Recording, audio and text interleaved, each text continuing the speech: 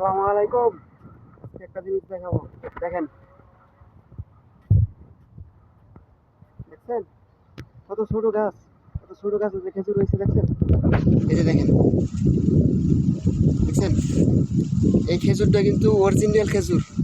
এই খেজুরটা বাংলাদেশের টাকায় প্রায় 5 থেকে 6 হাজার টাকা কেজি, বুঝছেন? এই খেজুরটা অরিজিনালি খেজুর।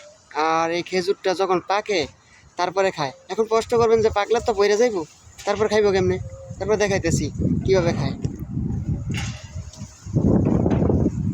দেখেন, সৈদির বাড়ির সামনে কতগুলো খেজুর গাছ, সবগুলোতে খেজুর আছে, সবগুলোতে খেজুর আছে।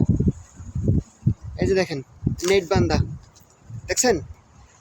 খেজুরের গাছে নেট বান্ধা, খেজুরের মাঝে এই খেজুর পাইকা নেটের মাঝে পরে পরে নেটটা খুললে পাকড়া গুলো লয়ে যায়, আবার নেটটা বান্ধা দেয়, বুঝছেন? এইভাবে তারা গাছ পাকনা খেজুর খায়। আমরা যেটা গাছ পাকনা বলি বাংলাদেশে, যে গাছ পাকনা আম, গাছ পাকনা কাঁঠাল, এমন গাছ পাকনা খেজুর খায়, বুঝছেন?